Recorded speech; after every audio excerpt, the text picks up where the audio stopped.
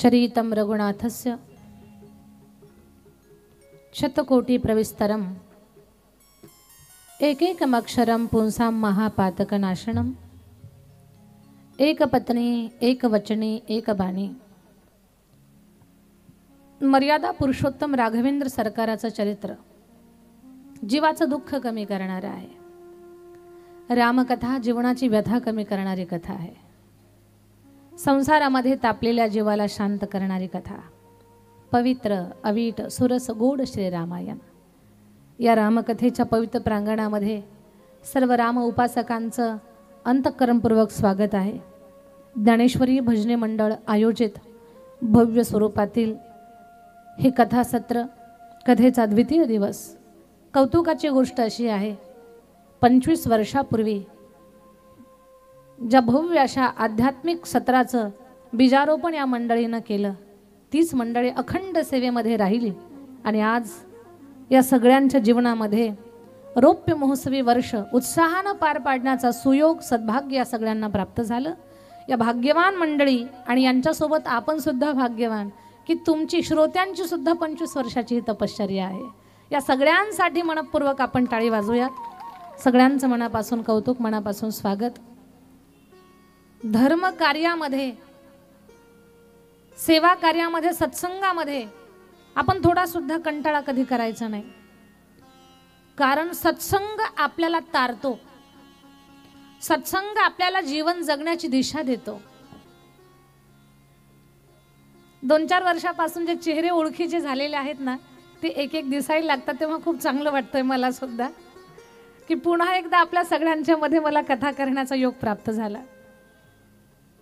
तर ऐका,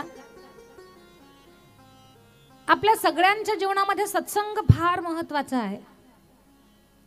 सत्संग तारतो, आपल्याला जगण्याची दिशा देतो, ऊर्जा देतो।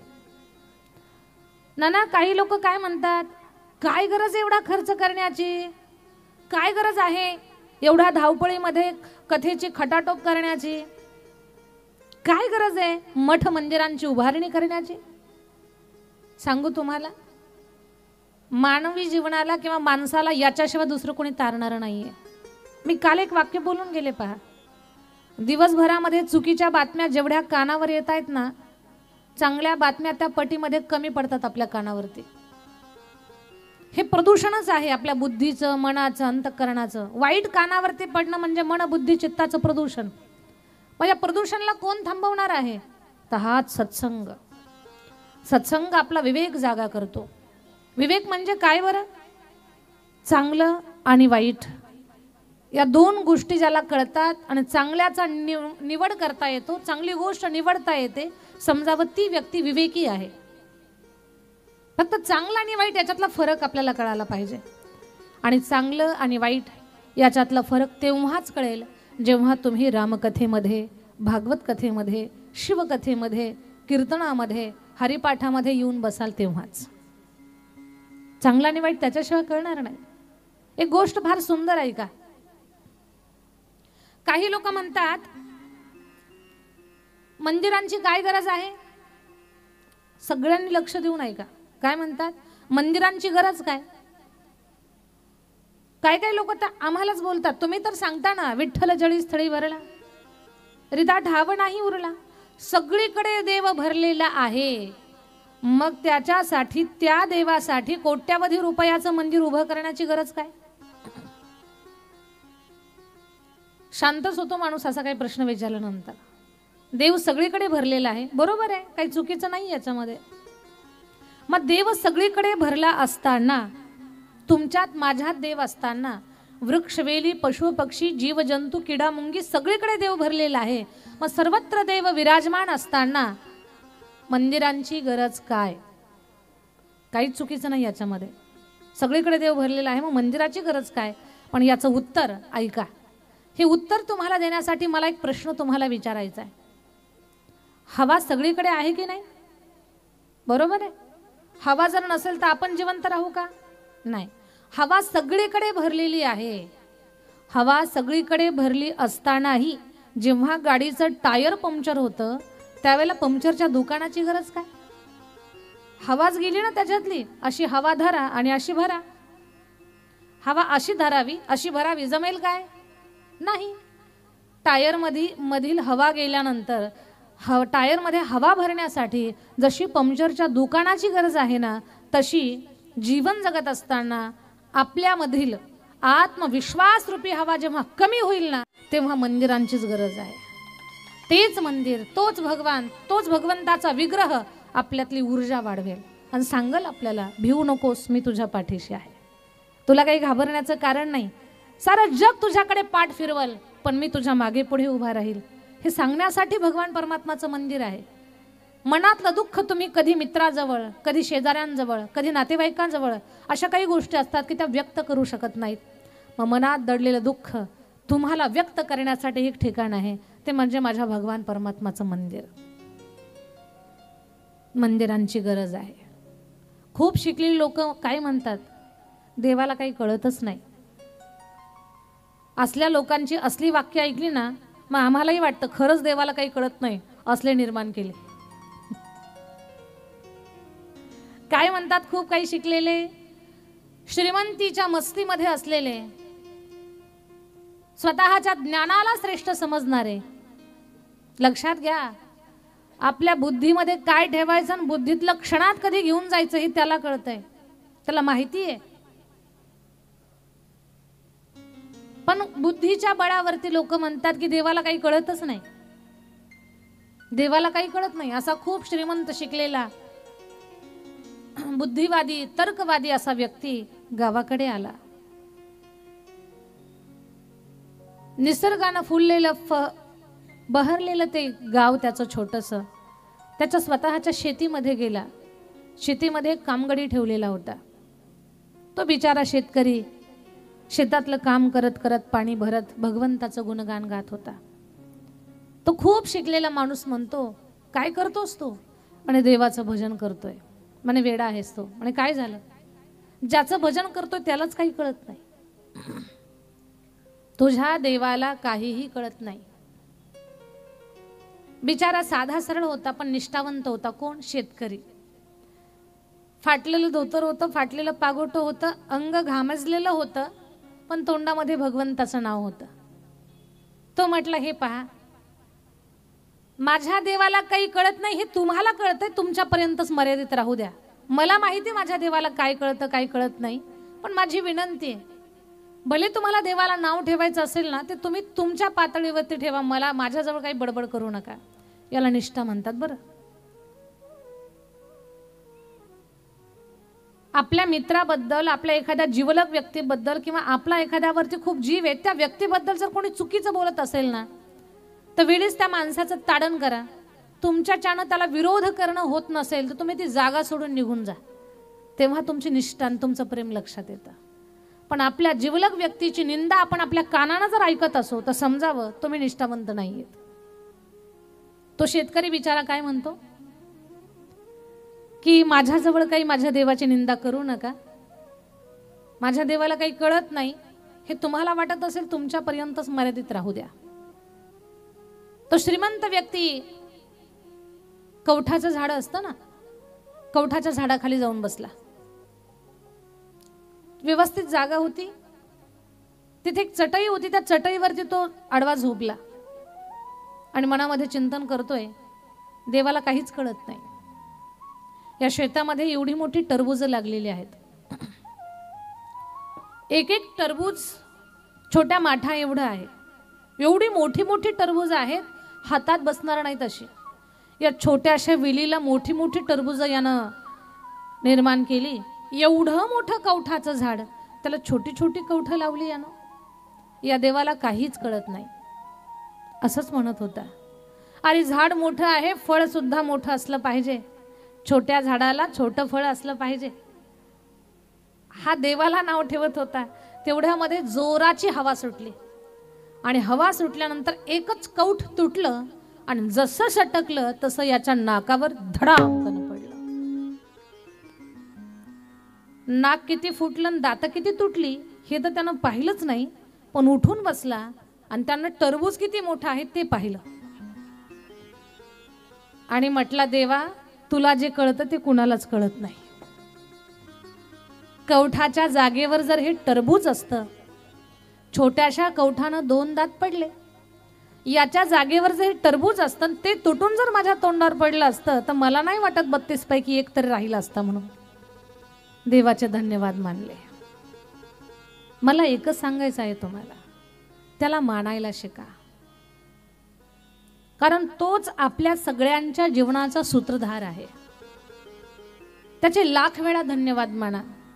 देवा, आजचा दिवस सुखाचा घालवलास, 2 वेळेचं जीवन दिलंस, माझी माणसं मला डोळ्यानं पाहायला दिलीस, तुझे लाख लाख धन्यवाद. आता सुखरूप माझ्या घरामध्ये आहे मी, आता कथा मंडपात आहे मी विश्रांती करणार आहे. देवा, तुझं गुणगान गाणार आहे, धन्यवाद माना. रात्री झोपताना त्याचे धन्यवाद माना, झोपेतून उठल्यावर त्याचे धन्यवाद माना की तू झोपेतून उठवलंस. बरं, झोपेमध्ये कायमचं झोपवलं नाहीस मला, तू उठवलंस, तुझे धन्यवाद आहे. बरं, झोपेतून उठल्यानंतर एकदा त्याचे धन्यवाद माना. 1 वेळेचं अन्न पोटाला खायला मिळालं ना, तेव्हा त्याचे धन्यवाद माना. देवा, पोटाची पण व्यवस्था केलीस तू माझी, कारण याच्यासाठीच सगळ्यांची भागदौड चालू आहे, पळापळ चालू आहे. पोटाला खायला दिलंस, तुझे खूप धन्यवाद. देवाचे धन्यवाद मानायला शिका, कारण त्याची ही सगळी रचना, त्याची लीला आहे. तो आपण सर्वजण त्याच्या हातातली कळसूत्र्या बाहुल्या आहोत. तो जसा नाचवेल ना तसा आपण नाचतोय. भगवान परमात्मानं अशी ही लीलेनं सुंदर सृष्टी रचना केली. फिरत्या चाका वरती देशी, फिरत्या चाका वरती देशी, मातीला आकार, विठ्ठला तू वेडा कुंभार, विठ्ठला तू वेडा कुंभार, विठ्ठला तू वेडा कुंभार, विठ्ठला तू वेडा कुंभार, विठ्ठला तू वेडा कुंभार, विठ्ठला तू वेडा कुंभार. माती पाणी उजेड वारा, वारा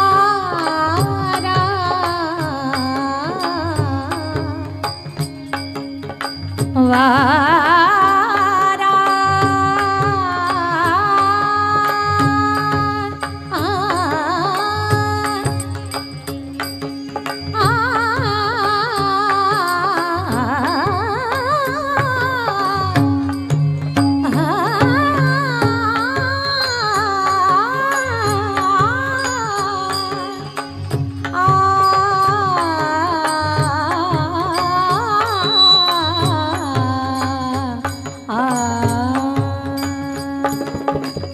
माती पाणी उजेड वारा, तूच मिसळसी सर्व पसारा. आभाळच मग हे आकारा, आभाळच मग हे आकारा. तुझ्या घटाच्या उतरंडीला, तुझ्या घटाच्या उतरंडीला नसे अंतना पार. तू वेडा कुंभार, विठ्ठला तू वेडा कुंभार, विठ्ठला तू वेडा कुंभार, विठ्ठला तू वेडा कुंभार, विठ्ठला तू वेडा कुंभार, विठ्ठला तू वेडा कुंभार.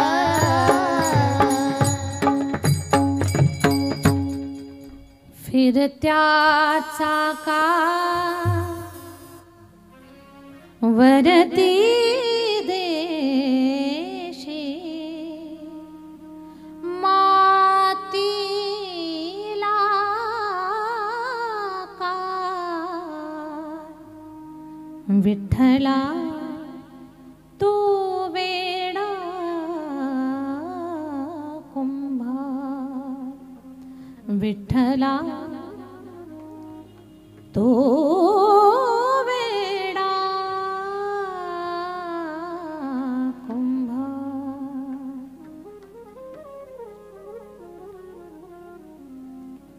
भगवान परमात्मानं रचना केलेली ही सृष्टी आहे. मग त्यानं हे सगळं बनवलंय, त्याचे आपण धन्यवाद मानले पाहिजेत. हे शिकावं आपण, ऐकून सोडून नाही द्यावं. बरं त्याचे धन्यवाद मानायला काय लागतं? एकदा भगवान तू जन्म दिला, तू जीवन दिलं, जगायचं साधन दिलं, माझ्या माणसात मला ठेवलंयस, प्रत्येक दिवस माझा सुखा समाधानाने पूर्ण होतोय, तुझे खूप धन्यवाद देवा, खूप धन्यवाद. नाही देव तुमच्या या शब्दाला भुलला तर मला पुन्हा बोला, पण त्याचे धन्यवाद मानायला शिका. काही लागत नाही त्याला रिझवण्यासाठी, त्याला खुश करण्यासाठी काही लागत नाही. ज्याचा मान त्याला दिला की आपलं जीवन सुखात राहतं. पहा, मान द्यायला शिका थोडासा. सुनेनं सासूला मान द्यावा, नाहीतर सासूरूपी ग्रहण लागले. सासूरूपी ग्रहण लागू नये याच्यासाठी मान द्यायला शिका. कुठल्याच राशींचा त्रास होणार नाही तुम्हाला, कुठलं ग्रहण तुमच्या मागे लागणार नाही. का? आपण ज्याचा मान त्याला द्यावा. सगळे खुश राहतात. जीवन असंच आहे. हे शिकवण्यासाठी रामकथा आहे. ज्याचं त्याचं स्थान हे ज्याच्या त्याच्या ठिकाणी योग्य असतं. आपण फक्त त्या पदाला, त्या व्यक्तीला मान द्यायला शिकलं पाहिजे. मग हे विश्व भगवान परमात्माने निर्माण केलेलं आहे, त्याचे धन्यवाद देणं, त्याला धन्यवाद मानणं ही आपली जबाबदारी आहे. ही जबाबदारी शिकवण्यासाठी रामकथा. रामकथेमध्ये आपण पाहत होतो की माता सती कथा ऐकत नाहीत, त्या सत्संगाची उपेक्षा करतात. भगवान शंकराच्या लक्षात आले, सती ही दक्षाची मुलगी आहे. मग आई वडिलांचे थोडेसे गुणदोष लेकरांमध्ये येतच असतात. मग ही मोठ्या घरची मुलगी असल्या कारणानं ही कथाकाराला सामान्य समजते, पण हिची चूक आहे. सत्संगाचा अवमान केला, परिणाम असा झाला, सती मातेला रामरायाची परीक्षा घ्यावी ही दुर्बुद्धी सुचली. सगळ्यांनी कान देऊन ऐका. माता सतीनं राघवेंद्र सरकाराची परीक्षा घेतली. सांगितलं काय, मी देवाच्या पाया पडायला जाते, दर्शन घेण्यासाठी जाते, जवळ जाऊन नमस्कार करते. खोटं बोलली आणि देवाची काय घेतली? परीक्षा घेतली. सगळ्या श्रोत्यांनी एक वाक्य माझं लक्ष देऊन ऐका. भगवान हा परीक्षेचा विषय नाही, भगवान प्रतीक्षेचा विषय आहे. देवाची कधी परीक्षा घ्यायची नसते, देवाची प्रतीक्षा करायची असते, म्हणजे वाट पाहायची असते देवाची. त्याची कधी परीक्षा घेऊ नका. चुकली सती माता. सती माता सीता झाली. राघवेंद्र सरकारानं ओळखलं, मा का आलीस तू इथे? राघव कसं ओळखलं? आई ही लीला आहे, माझं अवतार कार्य चालू आहे. या झाडाझुडपांना सामान्य समजू नको, याच्यामध्ये हजारो वर्षापासून ऋषी बसलेले आहेत, त्यांच्या अंगावर झाडं चढलेली आहेत. आणि वापस गेल्या, शिवजीला खोटं बोलतायत. शिवजींनी सती मातेच्या पत्नीत्वाचा त्याग केला. हजारो वर्ष समाधीमध्ये शिवजी राहिले आणि शिवजी समाधीतून जेव्हा बाहेर येतात त्यावेळेला आकाश मार्गे विमानांची ये जा चालू आहे. सती मातेने विचारलं, स्वामी ही विमानं कुठे निघालेली आहेत? सती, तुझ्या वडिलांच्याकडे यज्ञ आहे, त्या यज्ञामध्ये सर्व देवदेवतांना पूजेचं स्थान आहे, पण आपल्याला पूजेचं स्थान नाही. यज्ञ तर केलाय, यज्ञ धार्मिक यज्ञ ही चांगली गोष्ट आहे, पण ती अहंकारानं केलेली आहे.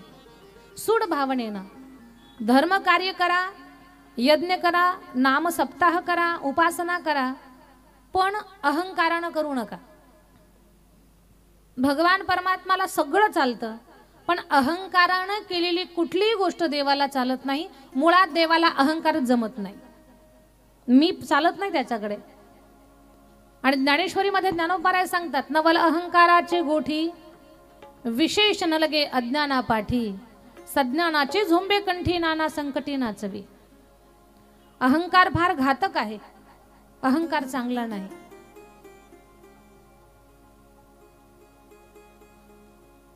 एकदा सत्यभामाजींना अहंकार झाला होता, गरुडजीला अहंकार झाला आणि सुदर्शन चक्रजीला पण अहंकार झाला. भगवान श्रीकृष्ण परमात्मा द्वारकाधीशाच्या लक्षात आलं की ही आपल्याच जवळची आहेत, सगळे आपलेच आहेत, पण यांनाच अहंकार झाला. लोकांचा अहंकार नष्ट करणं मला जमतं, यांचा अहंकार नष्ट करायला मला काय जड आहे. गरुडजीला अहंकार झाला, मी किती मोठा श्रेष्ठ वाहन आहे, साक्षात श्री हरीला मी माझ्या पाठीवरती घेऊन जातो, मी श्रेष्ठ आहे, मी महान आहे, असा अहंकार निर्माण झाला. अहंकार कशाला म्हणतात ऐका मंडळी, हे मी केलं हा स्वाभिमान आहे. ऐका बरं, हे मी केलं हा स्वाभिमान आहे, हे मीच केलं हा अभिमान आहे. जिचं लागू द्यायचं नाही जास्त. हे मीच केलं, हे मीच करू शकतो, दुसऱ्या कुणाला जमणार नाही असं नाही. आपण थांबलो की दुसरे तयार होत असतात. हे मी केलं हा आनंद आहे, हा स्वाभिमानाची गोष्ट आहे. आम्ही पण याच्यामध्ये आहोत, हा स्वाभिमान आहे, पण आम्हीच आहोत हे नकोय. गरुडजीला वाटलं मीच घेऊन जातो भगवंताला, मी किती बलवान आहे, किती वेगवान आहे. द्वारकाधीश श्रीकृष्ण भगवान म्हणतात, गरुडजी मला माझ्या एका भक्ताची खूप आठवण येते, त्यांना घेऊन येता का. गरुडजी म्हटले कोण आहेत. म्हणे त्रेतायुगातले रामभक्त हनुमान, मला हनुमानजीची खूप आठवण येते, त्यांना घेऊन या. गरुडजी म्हटले आता जातो लगेच येतो का. त्या बोलण्यात सुद्धा गर्व दिसत होता. द्वारकाधीश म्हणतात हो जा तुम्ही आणि त्यांना घेऊन या लवकर. हनुमानजीकडे आले. हनुमानजी पूजा अर्चना करत होते, नामजप करत होते. गरुडजी आले, पण तुम्हीच हनुमानजी का. हो म्हणे मीच हनुमानजी, कारण द्वारकाधीशानं ठिकाण सांगितलेलं होतं. गरुडजी म्हणतात एवढं मोठं भगवंताचं वाहन मी, आणि आमच्या द्वारकाधीशानं मला कुणाला बोलवायला सांगितलं, एका वानराला, आणि याला घेऊन जाणं काय अवघड आहे. मनात गर्व.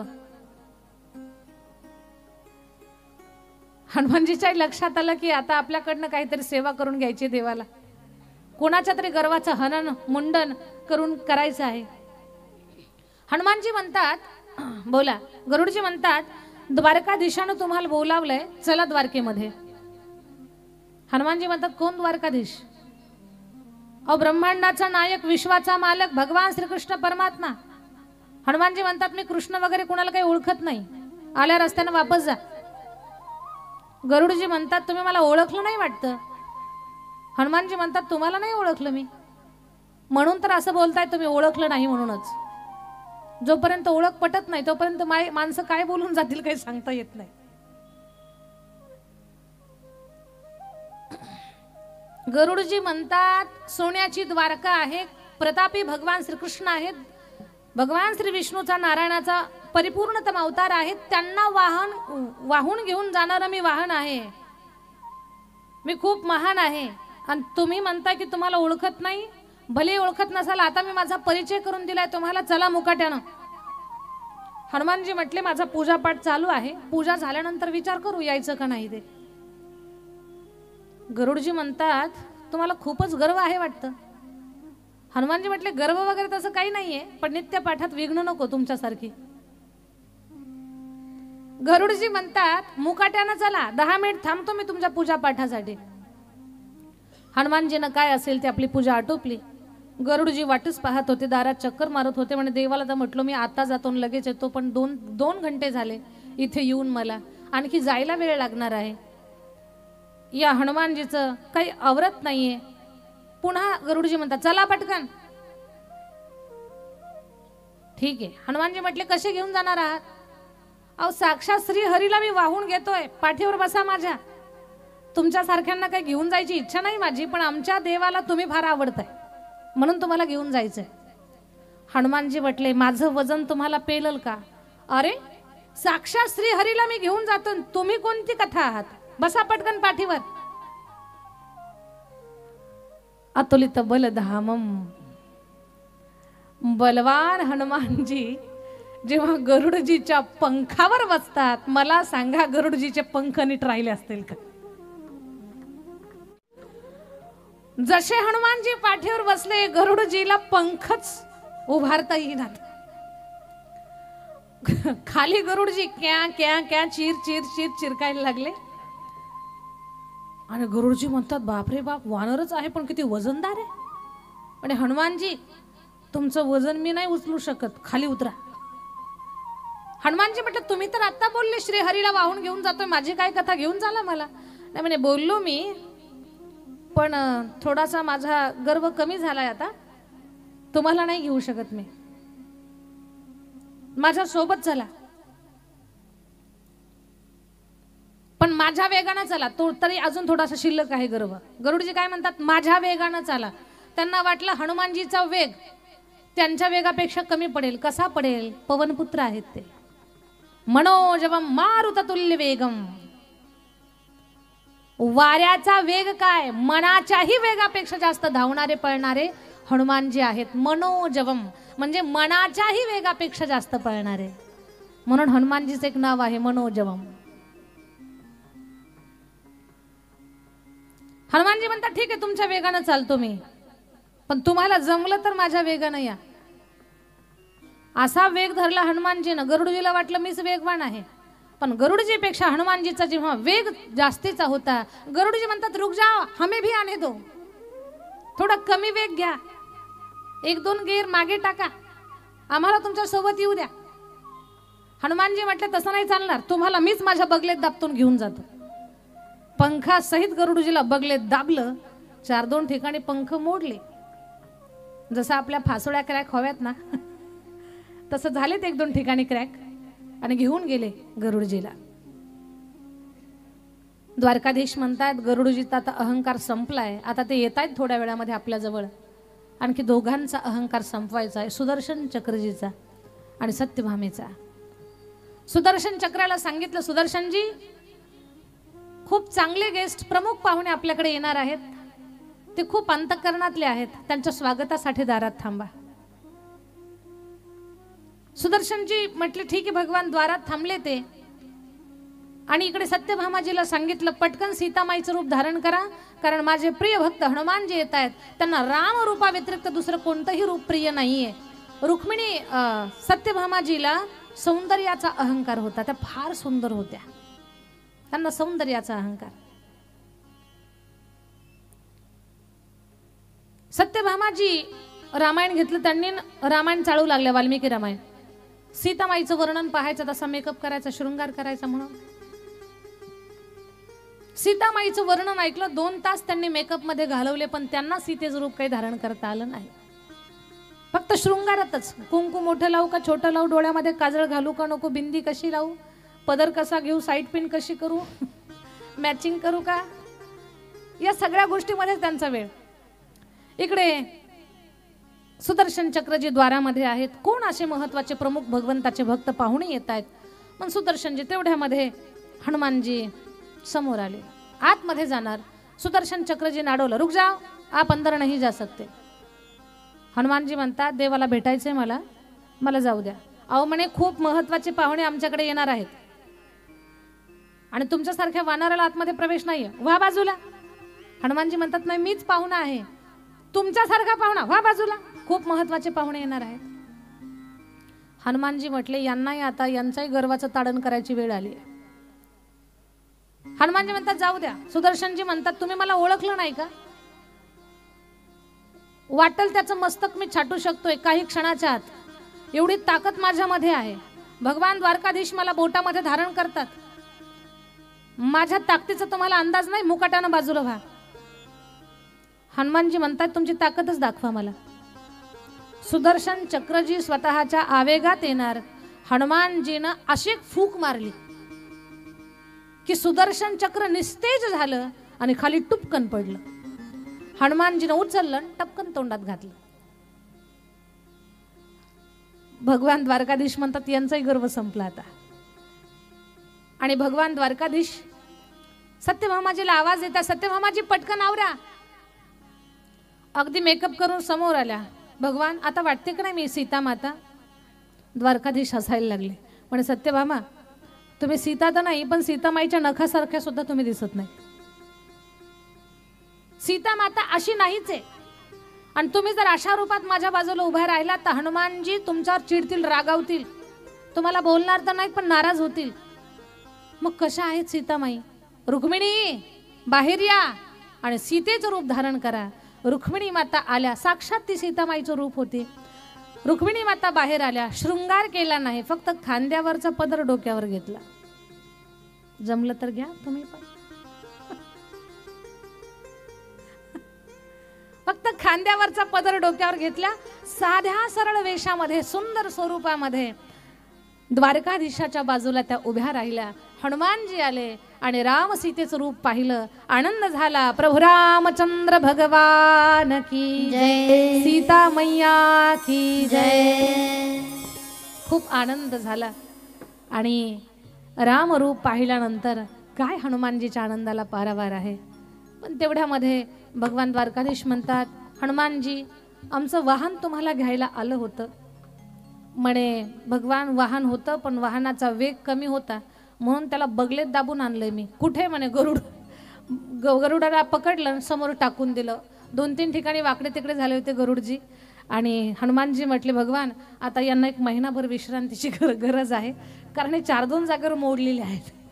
तुमचं वाहन एक महिनाभर काही तुमच्या कामाचं नाही, यांना हॉस्पिटलमध्ये पाठवा. म्हणजे सुदर्शन चक्र कुठे? म्हणजे सुदर्शन चक्र जे आहेत ना, तोंडातून काढलं सुदर्शन चक्र, दिलं टाकून खाली, निस्तेज झाले सुदर्शन चक्र. हनुमानजी म्हणतात आता हे सुद्धा उचिष्ट झालेले आहेत माझ्या तोंडामध्ये, यांना समुद्राचं स्नान करायला पाठवून द्या, त्याच्याशिवाय यांच्यावर तेज येणार नाही, यांना आंघोळीला पाठवा. तर अशा प्रकारे सगळ्यांच्या गर्वाचं हरण केलं. याच्यातून मला एकच सांगायचंय, देवाला सगळं जमतं पण माझ्या ताई दादांनो अहंकार चालत नाही.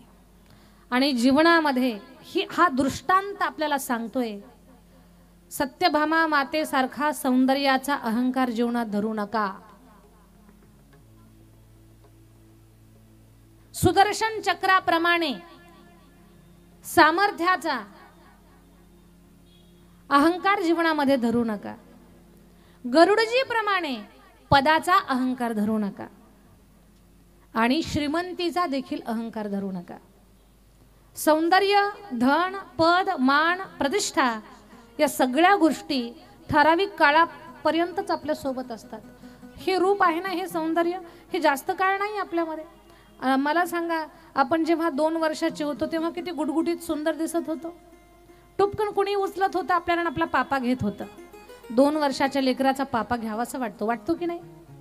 झोपले का काय तुम्ही? नाना 2 वर्षाच्या लेकराचा पापा घ्यावा वाटतो की नाही? वाटतो की नाही? 80 वर्षाच्या आजोबाचा घ्यावा वाटतो का?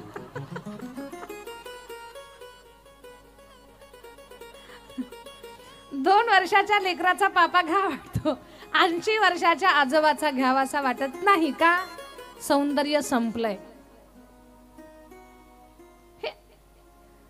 म्हणून हे ठराविक काळ आहे आपल्याकडे, या गोष्टीचा गर्व करायचा नाही. बलाचाही अहंकार करू नये, कारण हे बल सुद्धा कायम माणसाच्या सोबत नाही. पदाचा गर्व करू नका. कधी पदावर असाल तर कधी पदावरून खाली उतरावं लागेल. धन आज आहे उद्या नाही. कशाचाच गर्व करायचा नाही. जीवनामध्ये कधी कुणाला कमी समजायचं नाही. जीवनात कात्री होऊ नका, सुई होण्याचा प्रयत्न करा. जीवनामध्ये मोठी कात्री व्हायचंच नाही, सुई बना. कात्री एका कपड्याचे 2 कपडे करते फाडून, आणि सुई फाडलेल्या धाग्यांना जोडण्याचं काम करते. गर्व कशाचा करायचा नाही. आपल्याला माहिती आहे रावाचा रंक आणि रंकाचा राव करण्याची ताकद भगवान परमात्मा मध्ये आहे. कधी कुणाला कमी समजायचं नाही का. रेल्वेमध्ये भीक मागणारी रानू मंडल रात्रीतून 23 स्टार होऊ शकते, याला काय म्हणायचं. तर ही भगवंताची लीला आहे. जीवनामध्ये कसल्याच गोष्टीचा कोणत्याच गोष्टीचा अहंकार न करता अगदी सरळ बालबोध लहान लेकरासारखं गंगेच्या पाण्या एवढं निर्मळ आपलं जीवन असलं पाहिजे, निष्पाप मन असलं पाहिजे. हे शिकवण्यासाठी आपली कथा आहे. कोणतीही गोष्ट करा पण त्याच्यात अहंकार ठेवू नका. आणि धार्मिक कार्यामध्ये तर चुकूनही अहंकार नसला पाहिजे. यज्ञ केलाय दक्षानं पण त्याच्यात त्याला गर्व आहे, अहंकार आहे. दक्षानं ठरवलंय सगळ्यांना बोलवायचं पण महादेवाला बोलवायचं नाही. महादेव म्हणता सती तू जाऊ नको. सती माता म्हणते मला जाऊ द्या, माझ्या वडिलांचं तुमचं नातं नाजूक आहे, मला जाऊ द्या. ठीक आहे. सती माता महादेवाचं मन मोडून गेल्या. शिवजीनं 2 शिवगण पाठीमागे पाठवले. पाहिलंय तिथे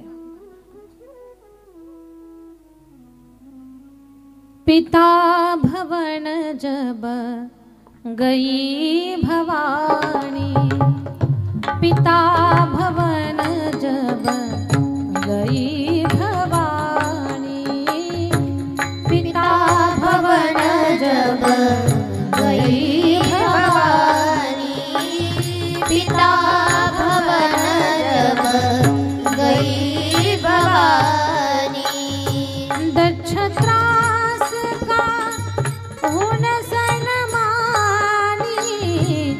दक्ष त्रास का होन सन्मानी, श्री राम जय राम जय जय राम, श्री राम जय राम जय जय राम, श्री राम जय राम जय जय राम, श्री राम जय राम जय जय राम, श्री राम जय राम जय जय राम.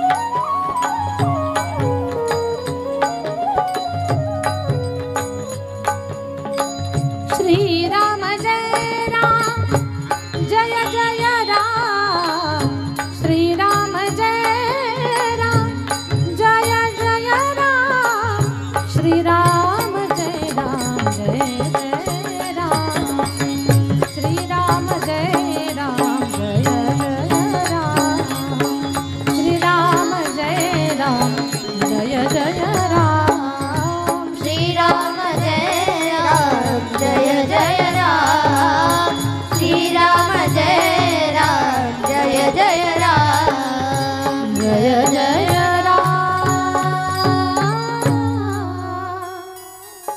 जय जय राम. पिता भवन जब गई भवानी, दक्ष त्रास का होन सन्मानी, सादर भली मिली एक माता, भगिनी मिली बहुत मुस्काता. गेली सती माता. सगळ्या बहिणींनी उपेक्षा केली. का ग उशीर झाला, गाडी बंद पडली होती का, डिझेल संपलं होतं का ग, अशी तुझी अवस्था झाली, काही बंगला वगैरे बांधला का नाही का, अजूनही तिथेच राहता जिथे माणसं विनाकारण थांबत नाही तिथे. का ग ताई तुझा पती नाही आला, काही अंगावर कपडे वगैरे घालतो की नाही. प्रत्येक बहीण उपेक्षा करते. पण सादर भली मेली एक माता. आई पळत आली आणि सतीला हृदयाला लावलं. बाळा तुझ्या वडिलांचा स्वभाव तुला माहिती आहे, फार रागीट आहेत ग ते. रागाच्या भरात यज्ञ ठेवलाय. मी सांगते जावयाला बोलवा, पण जावयाबद्दल त्यांच्या मनामध्ये द्वेष निर्माण झाला. आई कळालंय मला, तू काळजी करू नको. तर बाबांच्या मनातला द्वेष काढण्यासाठीच मी आले. माझ्या पतीचं मन मोडून आले गाई मी. पाहिलं यज्ञ भवनामध्ये जाऊन, सर्व देवदेवतांना पूजेचं स्थान आहे माझ्या ताई दादांनो, पण माझ्या महादेवाला पूजेचं स्थान नाही. आणि सांगू तुम्हाला, ज्या यज्ञामध्ये महादेवाचं स्थान नसेल तो यज्ञ कधी सिद्ध होऊ शकत नाही. कान देऊ नाही का? महादेवाशिवाय यज्ञ पूर्ण नाही, महादेवाशिवाय देवघर सुद्धा पूर्ण होऊ शकत नाही. आपल्या देवघरामध्ये प्रामुख्यानं 5 देवता असल्या पाहिजेत. त्याला देव पंचायतन म्हणतात. देवघरात 5 देवता असाव्यात. कोणत्या? गणपती बाप्पांची मूर्ती, भगवान श्री विष्णूचं रूप म्हणजे रंगनाथ. देवघरामध्ये महादेवाचं छोटंसं शिवलिंग असावं. आपल्या देवघरामध्ये जगदंबेचा तांदळा असावा आणि सूर्याचं गोलचक्र. आणि उपप्रकार म्हणजे आपलं कुलदैवत कुलदेवी. या 5 देवता देवघरात असल्यास पाहिजेत. 5 पैकी एक जरी गैरहजर असेल तर आयुष्यभर पूजा करा, पूजेचं फळ मिळत नाही.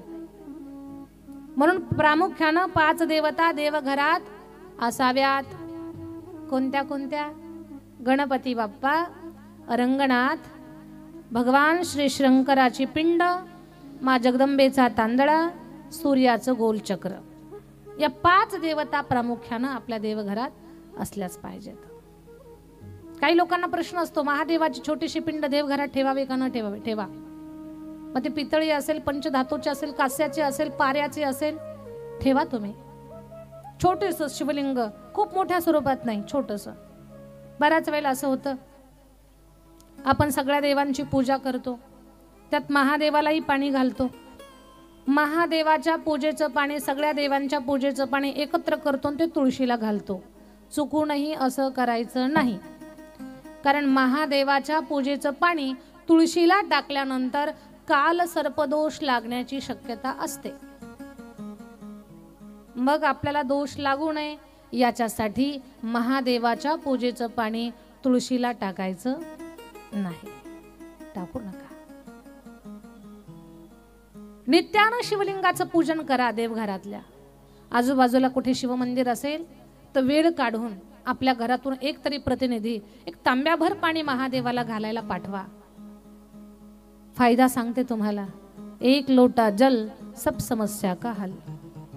महादेवाला रोज एक तांब्याभर पाणी घातल्यानंतर तुम्हाला फळ असं मिळेल, आपल्या पत्रिकेतला पितृदोष, कालसर्पदोष, वास्तुदोष हे 3ही दोष निघून जातील. आज कुणाची पत्रिका पहा, कुठल्या ना कुठल्या पिढेनं माणूस पीडित आहे. पितृदोष तर एवढा भयान आहे माझ्या ताई दादांनो. घरामध्ये अन्नधान्याचे पोते जेवढे भरलेले आहेत ना, तेवढ्याच पटीत जर औषध गोळ्याचे पोते भरलेले असतील तर हे पितृदोषाचं लक्षण आहे. घरामध्ये अवेळी माणसं मृत्यूला प्राप्त होत असते 40च्या दरम्यान, हे पितृदोषाचं लक्षण आहे. तरणी माणसं जात असतील, पितृदोषाचं लक्षण. सगळ्या पंचकृषीला ज्ञान सांगतायत पण घरात असली भांडणं खेळतायत, ऐकायला नको, हे पितृदोषाचं लक्षण आहे. पती पत्नी दोघांमध्ये काहीच दोष नाही पण संतान जन्माला येत नाही, पितृदोषाचं लक्षण आहे. अरे आपल्या मोहल्ल्यातली माणसं आपला शब्द मोडत नाहीत पण आपलीच लेकरं आपला ऐकत नाहीत, हे सुद्धा पितृदोषाचं लक्षण आहे. ऐका लक्षपूर्वक. मध्यरात्रीला जाग येत असेल, तहान भूक लागत असेल तर हे सुद्धा पितृदोषाचं लक्षण आहे. आठवडाभर जेवणाच्या ताटामध्ये डोक्यातली केस निघत असतील तर ते सुद्धा पितृदोषाचं लक्षण आहे. आणि मग अशा काही गोष्टी असतात की आपल्याला लक्षात येत नाही पण त्रास होतोय. मग हा पितृदोष सगळं असून सुद्धा माणसाला सुख लागू देत नाही. या पितृदोषातून निवृत्त होण्यासाठी सोपी गोष्ट, 1 पसा पाणी 1 बिल्वदळ, पूजन केवळ सोपे बहु, पूजन केवळ सोपे बहु. 1 पसा पाणी 1 बिल्वदळ, पूजन केवळ सोपे बहु, पूजन केवळ सोपे बहु. 1 पसा पाणी 1 बिल्वदळ, 1 पसा पाणी 1 बिल्वदळ. पदा पाणी एक बिल्वदळ एक पदा पाणी एक बिल्वदळ पूजन केवाळा सोपे बहु पूजन केवाळा सोपे बहु एक पसा पाणी एक बिल्वदळ एक पसा पाणी एक बिल्वदळ पूजन केवाळा सोपे बहु पूजन केवाळा सोपे बहु एक पदा पाणी एक बिल्वदळ एक पदा पाणी एक बिल्वदळ एक पदा पाणी एक बिल्वदळ एक पसा पाणी एक बिल्वदळ पूजन केवळ सोपे बहु पूजन केवळ सोपे बहु एक पसा पाणी एक बिल्वदळ पूजन केवळ सोपे बहु पूजन केवळ सोपे बहु सोपे बहु सोपे बहु फक्त तांब्याभर पाणी महादेवाला घाला, काही लागत नाही. एक तांब्याभर पाणी शिवमंदिरामध्ये पोहोच करण्यासाठी. आणि सांगते तुम्हाला, महादेवाच्या मंदिरात गेला तर पाणी घरचं घेऊन जा. मंदिरातलंच पाणी, मंदिरातलाच तांब्या, तिथलंच पाणी घेतलो, बकेटच्या बकेट महादेवाच्या अंगावर घातलं. हे उसणवारी चालत नाही. उसणवारी काही कामाची नसते. म्हणून आपल्या घरचं तांब्याभर पाणी घेऊन जा. माझा भोळा महादेव फार भोळा आहे, त्याला एक लोटा जल अर्पण करा. नित्य आपल्या पूजेमध्ये शिवलिंगाचं पूजन असावं. देवघरामध्ये शिवलिंग असावं. देव पंचायतन मी तुम्हाला सांगत होते. आणि हे मी जे बोलते ना, याला अंमलामध्ये आणा, आचरणात आणा, याला तुम्ही जगण्यामध्ये आणा. या सगळ्या गोष्टी हळूहळू आपल्या पत्रिकेतला पितृदोष, कालसर्पदोष, वास्तुदोष कमी होईल. सुखानं जगताल तुम्ही. मी असं नाही म्हणणार तुम्हाला रात्रीतून तुम्ही लगेच चंद्रावरच जमीन घ्यायला जाताल, असं नाही म्हणायचं मला. आज आपली अवस्था अशी आहे, म्हणजे एक सामान्य माणसाची सुद्धा आणि खूप श्रीमंताची सुद्धा अवस्था अशी आहे, आपल्याकडे जे आहेत ना त्यात माणसं सुखी समाधानी नाही आहेत. आणि हे माणसाच्या जीवनातलं दुःखाचं मूळ कारण आहे की आपल्याकडे जे आहे तिकडे माणसाचं लक्ष नाही. कुणाकडे काय आहे तिकडे पाहतात. ते पाहू नका. आपल्या जवळ काय आहे त्याचा आनंद घ्या. माणसं आज स्वतःच्या दुःखानं कमी दुःखी आहेत, पण दुसऱ्याच्या सुखानं जास्त दुःखी आहेत.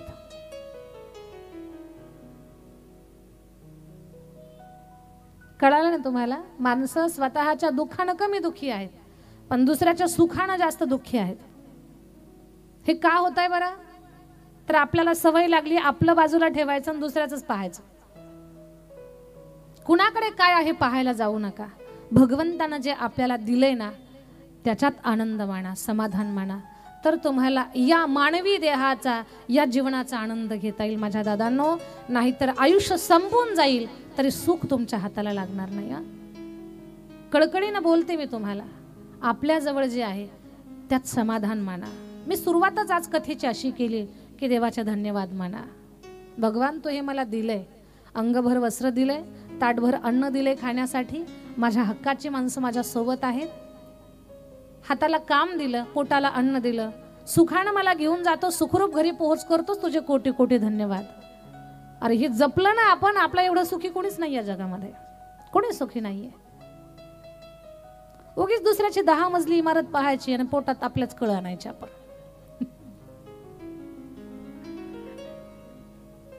आपल्या जवळ आहे त्याचा आनंद घ्या. आनंद या जीवनाचा सुगंधा परी दरवळावा. आनंद या जीवनाचा सुगंधा परी दरवळावा. पाव्यातला सूर जैसा ओठातुणी ओघडावा पाव्यातला सूर जैसा ओठातुणी ओघडावा आनंद या जीवनाचा जीवनाचा जीवनाचा सुगंधा परी दरवळावा. सतत प्रसन्न राहण्याचा प्रयत्न करा. सांगू तुम्हाला, काहींच्या खिशामध्ये 10,000चा बंडल असतो, पण चेहरा असा असतो ना, जणू काही सगळ्या जगाचं दुःख यांच्याच वाट्याला. खिशात रुपया नसू द्या, पण चेहरा असा गुलाबाच्या फुलासारखा टवटवीत आणि फ्रेश ठेवा, प्रसन्न राहा. सांगू तुम्हाला, आपल्या गालावरचं हसू ही आपली सगळ्यात मोठी श्रीमंती आहे. आपल्या गालावरचं हसू ही आपली सगळ्यात मोठी श्रीमंती आहे. तुमच्याकडे गाडी आहे का घोडा आहे कोणी विचारत नाही, तुमचं मन किती प्रसन्न आहे ती गोष्ट फार महत्वाची. नाना रुपया नसू द्या खिशात, चौकात आल्यावर म्हणा, चला दादा काका आप्पा चला चहा घेऊ. सगळ्यांनी चहा पिल्यानंतर आपल्या चेहऱ्यावरची प्रसन्नता पाहून बाकीचे म्हणतील, नाना एवढ्याच राहू द्या, बिल तुम्ही, आम्ही बिल देतो, नंतर पाहू आपण बिल. ही वर्मच कळत नाही आपल्याला. चेहरा प्रसन्न ठेवा, सदा हसत राहावं माणसानं. नको तिथे हसू नका, पण मनाला हसरं ठेवा, सदा प्रसन्न चेहरा ठेवा. तुमची अडचणीची कामं सुद्धा सोपी होऊन जातील जर चेहरा प्रसन्न ठेवला तर. काही चेहरे 12 महिने टेन्शन मध्येच असतात, त्यांना पाहिलं तरी समोरच्याला थंडी ताप येतो पहा. असे काहींचे चेहरे असतात, पाहिलं तर इकडंच अटॅक यायची वेळ आपल्याला. काहींचे तोंड असे सुकलेले असतात, सदा टेन्शन मध्ये असतात, जणू काय आताच कुणाची तरी शिकार करून आलेत. असे काहींचे चेहरे असतात आणि त्यांचा चेहरा आपण पाहिल्यानंतर आपल्याला असं वाटतं आपलं काही चुकलं की काय, आपलंच काहीतरी चुकलंय वाटतं. आणि मी जे बोलते ना, तुम्ही डेली तुमच्या जीवनामध्ये कुठेतरी तुम्हाला अनुभवाला येईल पहा. अरे आपला चेहरा पाहिल्यानंतर समोरचा नको कोमात जायला, आपला चेहरा पाहिल्यानंतर समोरचा नको टेन्शन मध्ये जायला, आपला चेहरा पाहिल्यानंतर समोरच्याला असं नको वाटायला आपलं काही चुकलं की काय. अरे असा आपला चेहरा असावा की समोरच्या माणसाला ऊर्जा मिळावी आणि त्याला जीवन जगण्याचा आनंद प्राप्त व्हावा, त्याला असं वाटावं की आपण आता नवीन काहीतरी केलं पाहिजे. असा एवढा सुंदर प्रसन्न आपला चेहरा असला पाहिजे. एवढं सुंदर जगण्याचा प्रयत्न करा आणि असा चेहरा ठेवा की आपणच आपला चेहरा पाहिल्यानंतर अजून 10 वर्ष आपलं आयुष्य वाढलं पाहिजे. असा चेहरा माणसानं आपला स्वतःचा ठेवला पाहिजे. चला, माझा मूळ विषय एवढाच आहे. दक्ष महाराजांच्या त्या यज्ञामध्ये महादेवाला पूजेचं स्थान नाही, पण महादेवाशिवाय कुठलीच पूजा देवघर सुद्धा पूर्ण होऊ शकत नाही. आपल्या नित्यपूजेमध्ये महादेवाची पूजा हवी आहे. देवपंचायतांमध्ये महादेवाचं स्थान आहे. महादेवाशिवाय देवघर पूर्ण होत नाही. इतर देवता तुम्ही श्रद्धेनुसार ठेवा, पण या 5 देवता प्रामुख्यानं देवघरात असल्याच पाहिजेत. महादेवाशिवाय यज्ञ नाही पूर्ण होत. ब्रह्म विष्णू महेश ही 3 देवता. आणि मग सती माता पाहते, सर्व देवदेवतांना पूजेचं स्थान आहे, पण महादेवाला पूजेचं स्थान नाही. सती म्हणते, बाबा हे काय केलं तुम्ही? महादेवाला डावलून तुम्ही यज्ञ उभारला. महादेवाकडे जावाई म्हणून पाहू नका. कुणीतरी एका देवानं तुमचा अवमान केला या भावनेतून तुम्ही त्यांना पाहू नका. सगळ्या देवांचा देव महादेव, सब देवन के बाबा, बडे बाबा, भोले बाबा, माझे महादेव या यज्ञामध्ये प्रमुख देवता आहेत. त्यांच्याशिवाय यज्ञ पूर्ण नाही होऊ शकत बाबा. ए सती, न बिना निमंत्रण तू इथे आलीस, आणि इथे येऊन महादेवाचं मोठेपण मला सांगते. काय शब्द वापरलाय? विना निमंत्रण तू आलीस इथे, कान देऊ नाही का? काही ठिकाणी निमंत्रण असेल तरच जा. कुठे?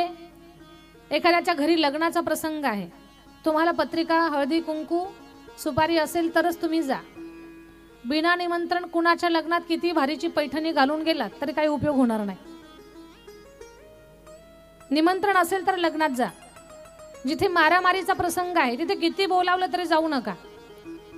आणि जिथे भगवत चर्चा, भगवत कथा, सत्संग चालू आहे तिथे बोलावण्याची गरज नाही. तिथे मनानं या. ही आपल्या उद्धाराची जागा आहे. इथं मनानं या. ज्ञानेश्वरी भजन मंडळानं भव्य रामकथा महोत्सव आयोजित केलाय. इथे तुम्हाला घरोघर पत्रिका देण्याची गरज नाही. इथे या. इथे पुण्याई या नामाच्या डोहामध्ये नाचा, आनंद घ्या आणि जाताना सोबत पुण्याईचं गाठोडं सोबत घेऊन जा. एवढी पुण्य प्रांगण आहे हे. आणि एकटे येऊ नका. येताना 4-2 लोकांना सोबत घेऊन या. अरे काय टीव्ही समोर बसलात, रोजचा उद्योग चाललेलाच आहे. चला 2 तासाची वेळ आपण कथेला देऊ. चला, तुमच्या शब्दानं जर 2 व्यक्ती कथा मंडपात येऊन बसले ना तर त्यांच्या सुद्धा पुण्य तुमचा वाटा आहे. का? चुकीचा रस्ता दाखवणारे खूप मिळतील या जगामध्ये आपल्याला. अगदी पावला पावलाला चुकीचा रस्ता दाखवणारे, चुकीच्या जागेवर घेऊन जाणारे माणसं भेटतील आपल्याला. पण धर्म मंडपात, कथा कीर्तनाच्या मंडपात आणि चांगल्या ठिकाणी घेऊन येणारी माणसं ही बोटावर मोजणे एवढी असतात. आणि ती आपल्या जीवनामध्ये योग्य माणसं आपल्याला पथदर्शक असतात किंवा आपल्याला मार्ग दाखवणारे असतात. म्हणून तुम्ही त्या हजारोच्या गर्दीमध्ये न जाता मोजक्या लोकांच्या यादीमध्ये या की तुम्ही कोणाला तरी चांगल्या जागेवरती घेऊन आलेला आहात. त्या यादीमध्ये तुमचं नाव लावून घ्या. किमान 2 व्यक्ती आपल्यामुळे कथा ऐकायला आल्या पाहिजेत. किमान 2. मग याच्यातून समजून घ्यायचं, जर 2 लोकांनी जर आपलं ऐकलं नाही तर याचा अर्थ आपली किंमत काय ती आपण आपलीच ओळखा. मग कमीत कमी 2 माणसं आपल्या शब्दावर आली पाहिजेत. तर कुठे जावं कुठे न जावं हा विषय मी तुमच्या समोर मांडला. दक्ष म्हणतो, सती तुला बोलावलंच कुणी? येऊन महादेवाचं मोठेपण सांगते. माझ्या समोर महादेवाचं कौतुक करू नको. माझ्या ताई दादांनो, चुकूनही कधी कुठल्या देवदेवताची, आपल्या गुरुची, साधू संताची निंदा आपल्या कानानं ऐकायची नाही बरं. भगवान शंकर देव पण आहेत आणि ते खूप मोठे संत पण आहेत. तर कुठल्या देवाची, साधू संताची, गुरुची निंदा कधी आपण आपल्या कानानं ऐकायची नाही. श्री विष्णूच्या कानावर चुकून शंकराची निंदा पडली होती तर त्यांचं मस्तक तुटलं आणि त्यांना घोड्याचं मस्तक लागलं. त्यांचा हयग्रीव अवतार झाला. सती मातेनं कानावर महादेवाची निंदा ऐकली तर सतीचं ते पूर्ण शरीरच नष्ट झालं किंवा त्यांनी योग अग्नीमध्ये अर्पण केलं. का? दूषित झालं हे शरीर भगवंताची निंदा ऐकून. कानानं कधी गुरु, संत आणि देव यांची निंदा ऐकायची नाही. कान दाबा किंवा ती जागा सोडून निघून जा. सती माता महादेवाची निंदा ऐकून दुःखी झाली. कान दाबले तिनं. बाबा हे काय बोलता तुम्ही? माझ्या महादेवाची निंदा करता? बाबा महादेवाबद्दल असं अभद्र बोलू नका. ए सती, तो मरकट लोचन महादेव माझ्या जावाई होण्याच्या पात्रतेचा नाहीये. माझी चूक झाली की मी त्याला तुला पत्नी म्हणून दिलं. त्या महादेवाचं वर्णन माझ्यासमोर करू नको. आणि तो माझ्या जावाई होण्याच्या पात्रतेचा नाही तरी त्यानं माझा अपमान केलाय. यज्ञामध्ये सगळ्यांनी उठून माझा सन्मान केला आणि त्यानं माझा अपमान केला. बाबा, माझे महादेव जिथे बसतात तिथे त्यांना समाधी लागते. काही सांगू नको. समाधी आणि काय, त्यानं माझा अपमान केलाय आणि माझं चुकलंय. सती, एवढी सुंदर मुलगी त्या स्मशानात राहणाऱ्या बैराग्याला मी दिली. दे सोडून महादेवाला आणि येऊन राहा माझ्याकडे. तुला सुखानं सांभाळेल.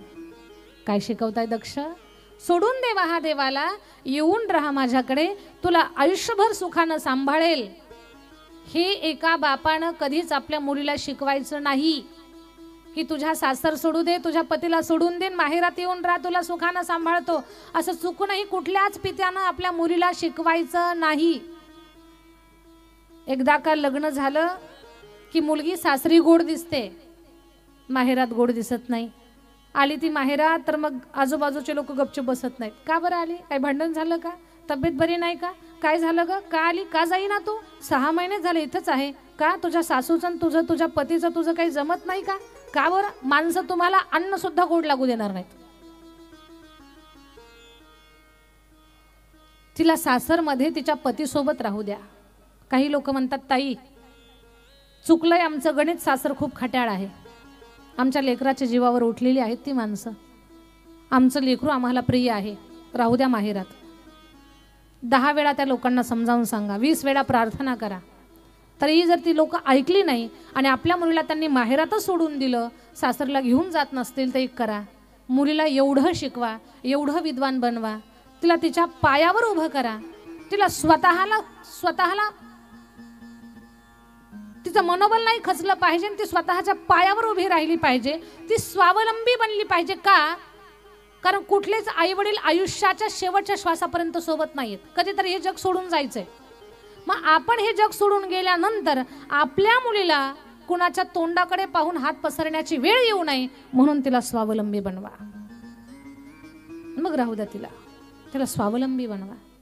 पण तिचं जीवन परावलंबी ठेवून तू या जगाचा निरोप घेऊन जाणं हे तुमच्यासाठी बरं नाही आणि तुम्हाला नियती सुद्धा माफ करणार नाही.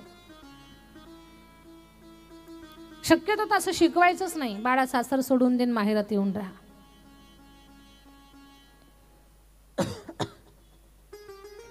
दक्ष म्हणतो, दे सोडून महादेवाला, येऊन राहा माझ्याकडे. सती मातेला वाईट वाटतंय. सती माता म्हणतात, बाबा नाही सोडणार महादेवाला. मन मंदिर में वास है शिव का, शिव की छवि बसाई, प्यासी आत्मा बनकर जोगन तेरी शरण में आई.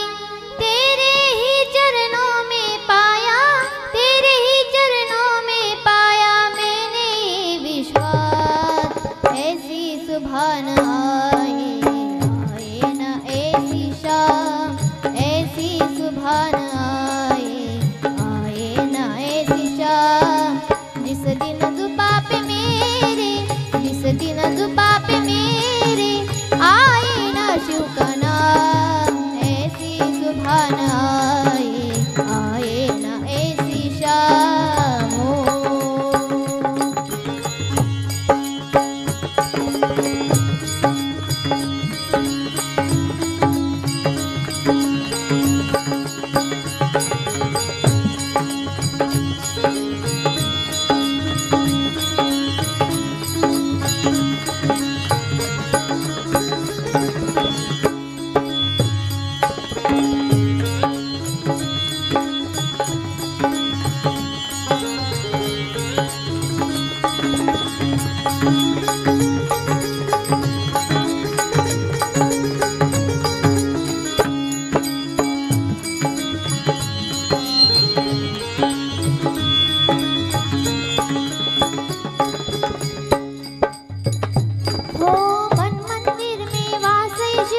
शिव की छवि बसाई, प्यासी आत्मा बनकर जोगन तेरी शरण में आई.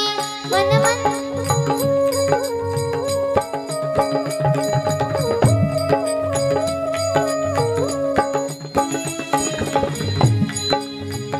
हो मन मंदिर में वास शिव का, शिव की छवि बसाई, प्यासी आत्मा बनकर जोगन तेरी शरण में आई. शिव के ही चरणों में पाया, शिव के ही चरणों में पाया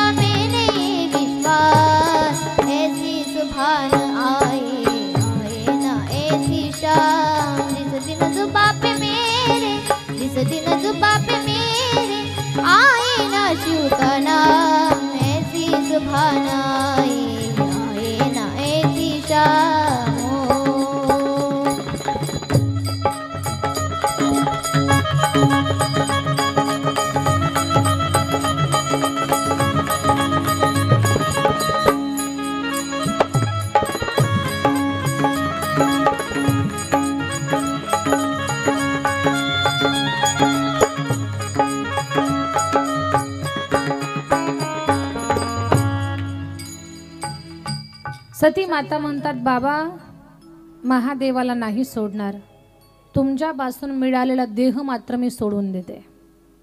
पाहता पाहता योग अग्नीमध्ये सती माता लीन झाली आणि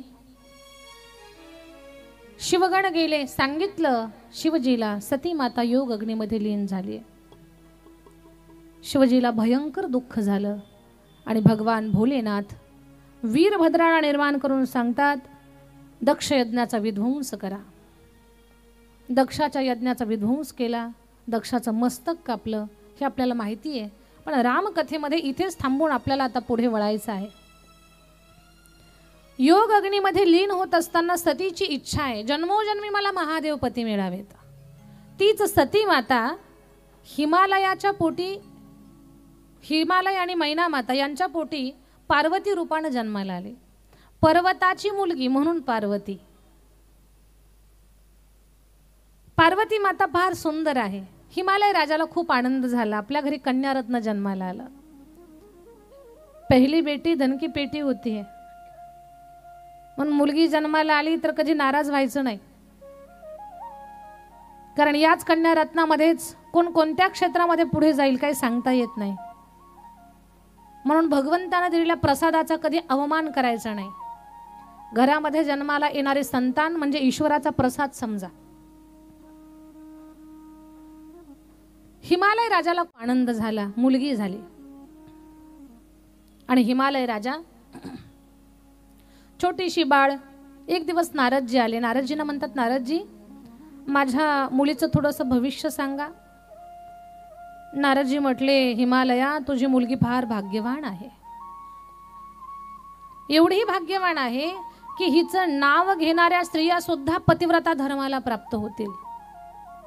हा, हिच्या नशिबामध्ये 4-2 गोष्टी चुकीच्या आहेत.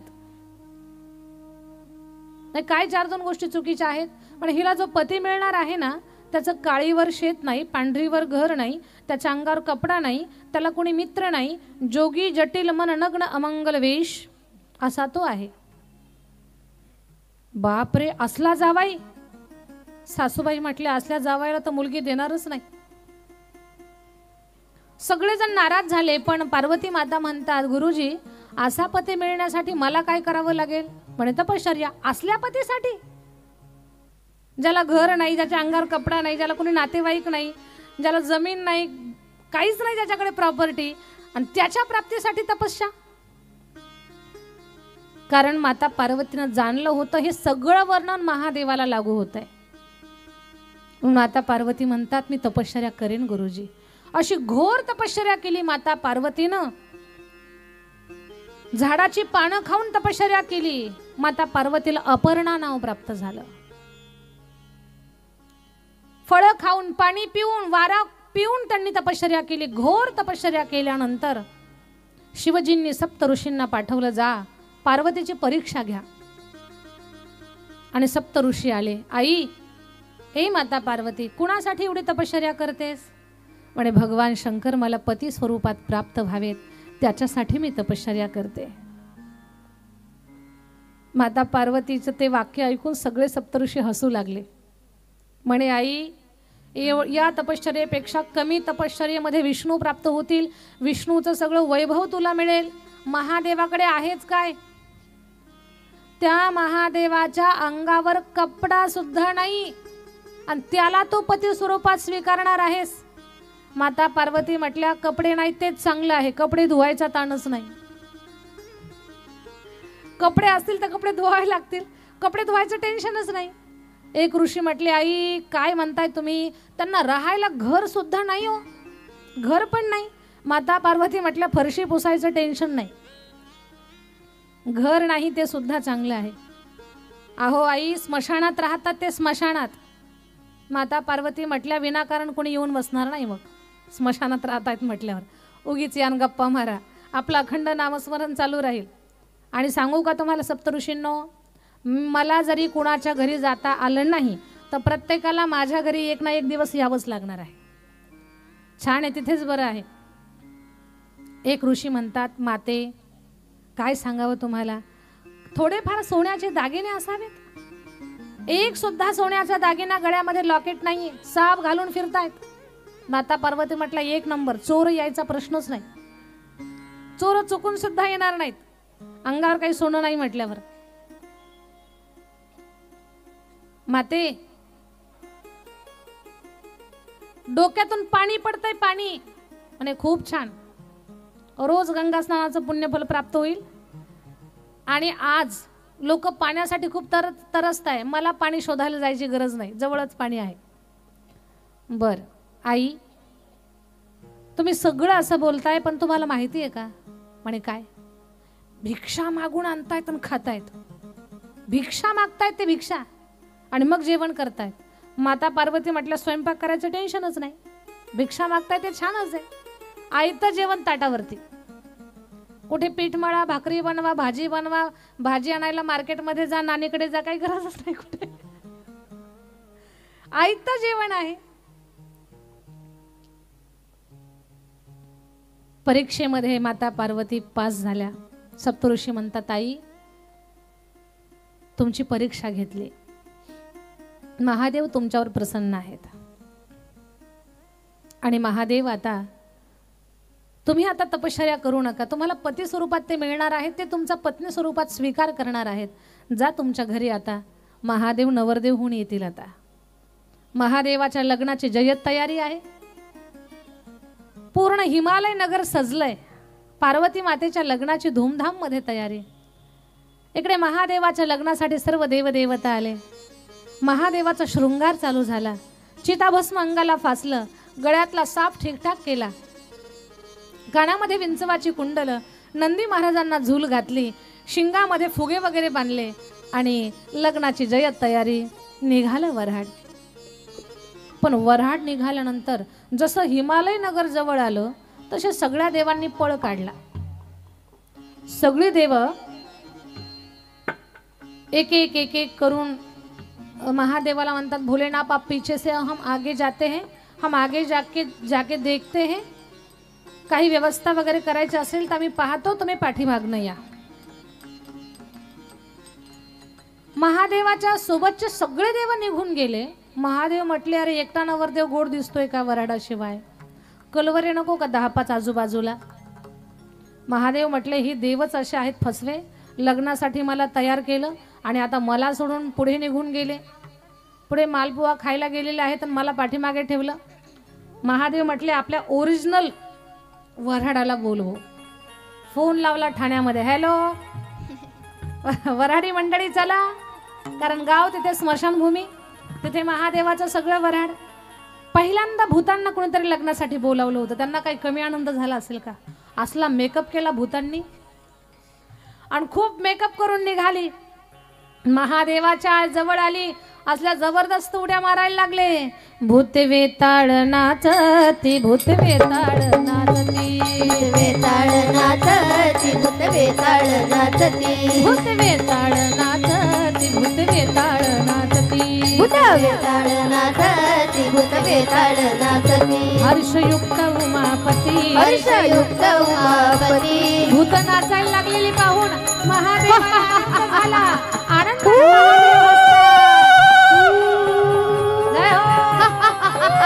निघाली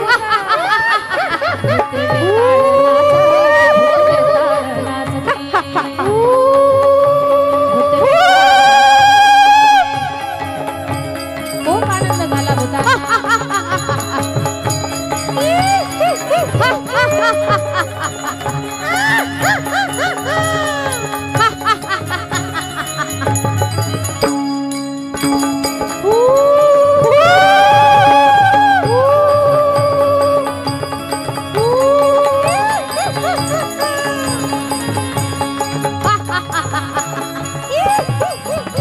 हर्षयुक्त उमापती, हर्षयुक्त उमापती, हर्षयुक्त उमापती, हर्षयुक्त उमापती. भूत वेताळ नाचती, भूत वेताळ नाचती, भूत वेताळ नाचती, भूत वेताळ नाचती, भूत वेताळ नाचती, भूत वेताळ नाचती, भूत वेताळ नाचती, भूत वेताळ नाचती. अरे महादेवाचं लग्न आहे, एवढ्या शांततेत का? आपण सगळ्यांना नाचायचंय. सगळ्यांनी उठून उभे राहा, गोल राऊंड करा.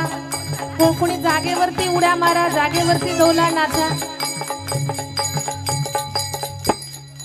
नमः शिवाय ओम नमः शिवाय हर हर भोले नमः शिवाय नमः शिवाय ओम नमः शिवाय भोले नमः शिवाय नमः शिवाय ओम नमः शिवाय हर हर भोले नमः शिवाय सर्वांनी नमः शिवाय ओम नमः शिवाय हर हर भोले नमः शिवाय नमः शिवाय ओम नमः शिवाय हर हर भोले नमः शिवाय नमः शिवाय ओम नमः शिवाय हर हर भोले नमः शिवाय नमः शिवाय ओम नमः शिवाय हर हर भोले नमः शिवाय जय हो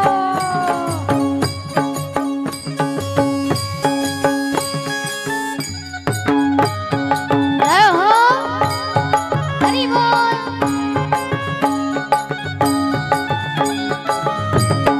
जय जय हो हो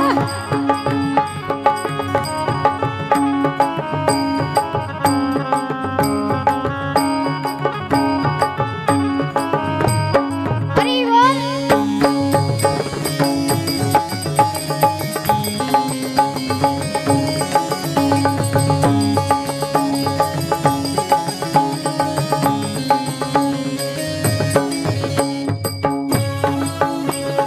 जय हो हरि बोल